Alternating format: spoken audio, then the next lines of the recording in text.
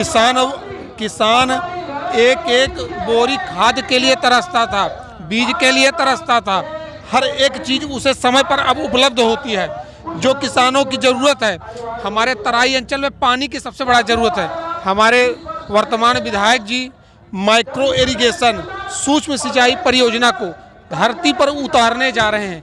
जो किसानों की फसल सोना उगलेगी, अब वो काम होने जा रहा है। 65 से 70 सालों तक कांग्रेस ने शासन किया, लेकिन एक बूंद पानी यहाँ किसानों को नहीं दिया। आज हमारी भारतीय जनता पार्टी की सरकार, श्रीमान KP त्रिपाठी जी आज हमारे सिमरिया के लिए अमृत देने जा रहे हैं माइक्रो इरिगेशन से। और वास्तव में किसान समृद्ध हो रहा है और होगा। अमेरिका में भारत से ज़्यादा महंगाई, रूस में भारत से ज़्यादा महंगाई, और हमारे पड़ोसी तो कंगाल हो गए। पड़ोसी देश जैसे पाकिस्तान जैसे, वहाँ की महंगाई तो मत पूछे। टमाटर 500 रुपये किलो, वहाँ यहाँ टमाटर 25 से 30 रुपये किलो है। महंगाई देखे, महंगाई ये जनसंख्या पर डिपेंड करता है। जैसे जैसे जनसंख्या बढ़ेगी महंगाई बढ़ेगी। दुनिया की कोई सरकार बढ़ती हुई महंगाई को बहुत तेज़ी से नहीं रोक सकती है, वो सिर्फ जनता ही रोक सकती है। जनता की जब जनसंख्या बढ़ेगी, वो अर्थव्यवस्था का नियम है, वो महंगाई बढ़ेगी। जितना संसाधन उस पर सबको बांट कर दिया जाता है। हाल में ही अभी MSP जो है गेहूं का MSP तो 150 रुपये बढ़ा दिया गया है। ये 9 साल के शासनकाल में मोदी जी ने पहली बार MSP जो है गेहूं पर MSP 150 रुपये बढ़ाया है। और इसको लेकर के विपक्षी पार्टियां कह रही हैं कि हिंदी बेल्ट के चुनावी राज्यों को देखते हुए जो अपनी हार को बचाने के लिए इन्होंने किसानों को अपने पक्ष में लाने के लिए MSP को बढ़ाने को MSP जानबूझकर बढ़ाया है। लेकिन मानते हैं MSP बढ़ाया ठीक है, क्या वास्तव में किसान MSP पर अपनी फसल बेच पाता कि नहीं? हाँ, नहीं पूरा बेच पाता है। जब से मतलब BJP सरकार आई तभी से तो किसान मतलब समृद्ध बना। अच्छा, नहीं उनके जेब में 1 रुपये नहीं रहता था। भाई व्यापारियों के यहाँ तो अपने हिसाब से वो लेते थे। अब MSP जब से आ गई तो किसान बढ़िया संतुष्ट है। हाँ जी। क्या भारतीय जनता पार्टी के शासनकाल में किसान समृद्ध हुआ, आपको लगता है? भारतीय जनता पार्टी के शासनकाल में किसान कितना समृद्ध हुआ? अरे बहुत समृद्ध हुआ भाई। हाँ। बताइए कितना समृद्ध हुआ, कितना समृद्ध हुआ, कोई बताएगा? बहुत समृद्ध। आप बताइए, आप बताइए। किसान आत्मनिर्भर हो गया, किसान समृद्ध हो गया। किसान एक एक बोरी खाद के लिए तरसता था, बीज के लिए तरसता था। हर एक चीज़ उसे समय पर अब उपलब्ध होती है।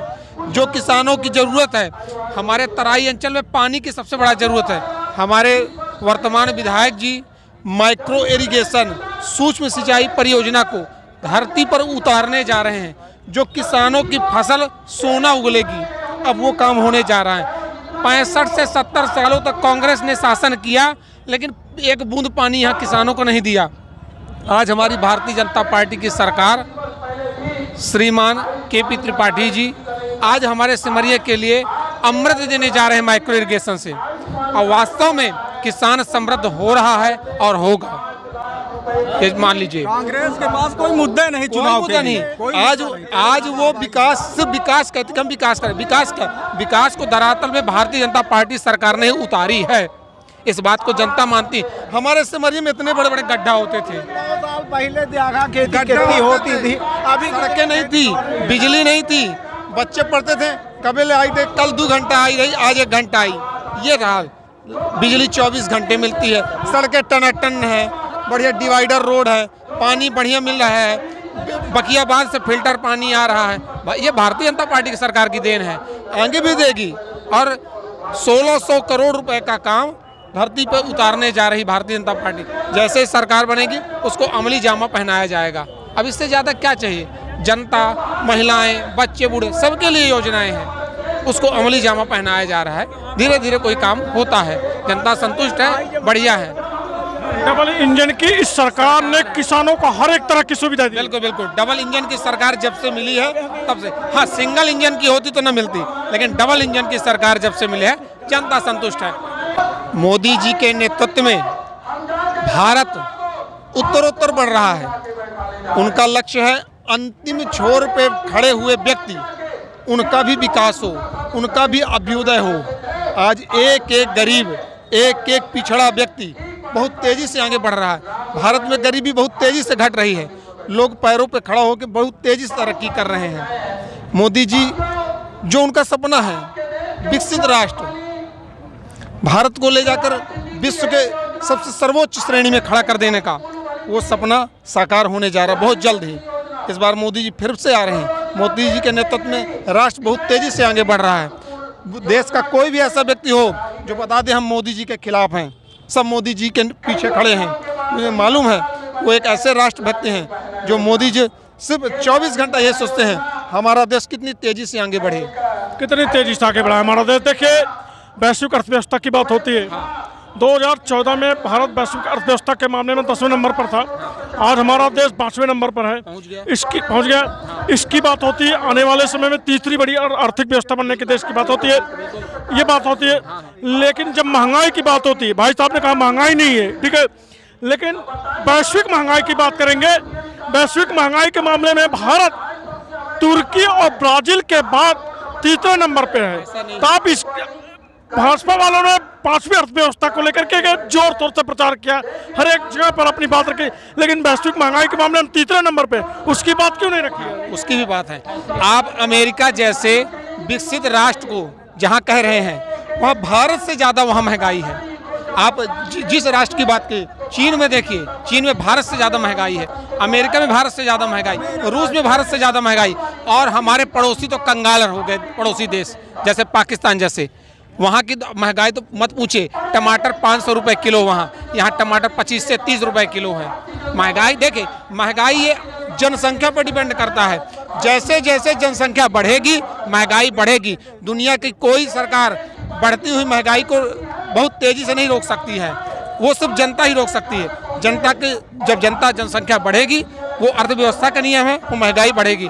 जितना संसाधन उस पर सबको बांट कर दिया जाता है तो निश्चित रूप से महंगाई बढ़ेगी। महंगाई में पाकिस्तान का नाम लिया कि महंगाई के मामले में भारत से बदतर है पाकिस्तान, ठीक है, लेकिन भूखमरी के मामले में, गरीबी के मामले में पाकिस्तान भारत से बेहतर है। नहीं बेहतर। जो वैश्विक रिपोर्टें आ रही वो उसकी बात को अपने नकार देंगे। नहीं, देखिए कुछ चीज़ें ऐसी होती हैं, विश्व के अंदर 57 मुस्लिम राष्ट्र हैं जो अपने पावर यानी बहुसंख्यक के कारण से ऐसी रिपोर्ट तैयार करवाते हैं और मीडिया के द्वारा उसको खुलासा करवाते हैं, जबकि ऐसा सत्य है नहीं। सत्य तो वो है जो जमीन पे उतरता है। मतलब जो रिपोर्टें हैं सब गलत की नहीं, सब गलत नहीं मानते हम, सब गलत नहीं मानते, सच नहीं दिखाते। नहीं, हम सब की गलत नहीं मानते हैं, लेकिन 57 मुस्लिम राष्ट्र जो विश्व के अंदर है, उनके दबाव में भारत की छवि को गिराने के लिए ऐसा वो रिपोर्ट तैयार करवाते हैं। इस बात को आप मानिए। अरे आप किस आधार पर कह रहे हैं हमसे कि इस बात को मैं मान सकता हूं जो वैश्विक रिपोर्ट है? ये बताइए, पूरा विश्व आज भारत के वो सच्चाई नहीं, वो सच्चाई नहीं दिखाती भारत को लेकर? पूरा सच्चाई नहीं दिखाती। नहीं, पूरा सच्चाई नहीं दिखाती। नहीं, आप किस आधार पर कह रहे हैं कि वो पूरा सच्चाई नहीं दिखाती? पूरा विश्व आज भारत के बताए हुए मार्ग पर चल रहा है। पूरा ग्लोबल, पूरा विश्व जिसके कारण अमेरिका, रूस, फ्रांस, इटली, ब्रिटेन सब नतमस्तक होने जा रहा है। अब क्या मानते हैं? सिर्फ मुस्लिम राष्ट्र भर को छोड़ करके, पता नहीं क्यों हमारे सनातन राष्ट्र से उनको नफरत है। लेकिन हमारा देश का प्रधानमंत्री इजराइल की बात करते हैं, इजराइल और फिलिस्तीन में युद्ध हो रहा है उसकी बात करते हैं, लेकिन जो आपके देश का एक स्टेट मणिपुर दंगे की आग में झुलस रहा है उसकी बात क्यों नहीं करते हैं? वो मणिपुर क्यों नहीं जा रहे हैं? देखिए, उन्होंने मणिपुर के विषय में भी बात की है, मणिपुर दंगे का भी विरोध उन्होंने किया है और वहाँ वो शांति की व्यवस्था कायम करने के लिए पूरी कोशिश भी की है और उसका असर भी दिख रहा है शांति के लिए। हाँ, जो उग्रवादी हैं जो वहाँ की शांति को भंग करना चाहते हैं या कर रहे हैं, तो उनकी दवाई तो कुछ करनी पड़ेगी। वो चीज़ वहाँ चालू है। कांग्रेसी दुष्प्रचार कर रहे हैं, केवल प्रचार कांग्रेसी कर रहे हैं, जबरदस्ती उकसा के ऐसा हो रहा है, ऐसा हो, जबकि इतना सत्य नहीं है, इतना सत्य नहीं। सत्य मणिपुर पर मोदी जी का जो रवैया है उसको आप बिल्कुल सही मानते हैं, ये कहना? मणिपुर में वो बोलते कम और काम ज्यादा कर रहे हैं। अच्छा, वहाँ के जनहित में। अच्छा, और विश्व के मामले में बोलते जाते हैं, काम कम नहीं, उतना ही बोलते हैं जितना जरूरत है, ज्यादा नहीं बोलते। आप देश के आंतरिक मामलों क्यों नहीं बोल रहे भाई? विश्व के मामले, विश्व की वैश्विक के द्वारा उस मामले में सुनिए, विश्व के युद्ध के मामले में आप बात कर रहे हैं, देश के आंतरिक में हालात क्या है उस पर आप क्यों नहीं बात कर रहे हैं? तो भारत के आंतरिक मामले भी बात करते हैं। अब ये बताइए, आप असदुद्दीन ओवैसी जी को ले लीजिए, वो ऐसी ऐसी बात करते हैं जो भारत के राष्ट्रीय सुरक्षा के लिए खतरा है, तो क्या वो उनका मुंह थोड़ी बंद कर देते हैं? वो उनका मुंह नहीं बंद करते हैं। भारत में कोई कुछ भी बता सकता है, बोलता भी है, ऐसा नहीं है, लेकिन नहीं, वो जहाँ पे जितना उचित है उतनी ही कार्रवाई करते हैं और करना भी चाहिए। अच्छा, राष्ट्रीय सुरक्षा की बात की आपने। मोदी जी के आने के बाद से बीते 9 वर्षों में भारत की राष्ट्रीय सुरक्षा के मामले में कितना सुधार आया, कितना लगता है आपको? आज जो आतंकवादी हमले संसद भवन में, दिल्ली के अंदर, मुंबई के अंदर, भोपाल के अंदर, जो छोटे छोटे राज्यों के अंदर घुस के बड़े बड़े आतंकवादी हमले होते थे, आज बॉर्डर पर हमले जब होते हैं तो हमला करने वालों की रूह कांप जाती है। अंदर तो संभावना ही नहीं। अब ये बताइए, इससे बड़ी सुरक्षा क्या है? अब बस उनकी रीढ़ टूट रही है, आतंकवादियों की रीढ़ टूट रही है। जल्द से जल्द उसका भी सफाया हो जाएगा। जिस प्रकार चंबल में दस्युओं का गिरोह खत्म हो गया, वो इतिहास के पन्नों में लिख गया। बहुत जल्दी अपने भारत में बहुत जल्दी आतंकवाद का भी सफाया हो जाएगा। ये जाने, वो इतिहास के पन्नों में लिख जाएगा कि भारत में भी कभी श्रीनगर में, जम्मू कश्मीर में आतंकवादी घटनाएं होती थीं, वो बहुत जल्दी खत्म हो जाएगी। लेकिन अब ये 70 सालों का मर्ज है, उसे धीरे धीरे समाप्त कर रहे हैं मोदी जी। मैं भी जो हमारे अभी गुप्ता जी ने बताए हैं, हम उन्हीं के बातों में समर्थन करते हैं। हमारे राजेश भैया भी जो बताए हैं, ये सच बताए हैं कि अभी 65 वर्षों से कांग्रेस की सरकार थी, लेकिन अभी ये बीजेपी की सरकार 15 साल रही है।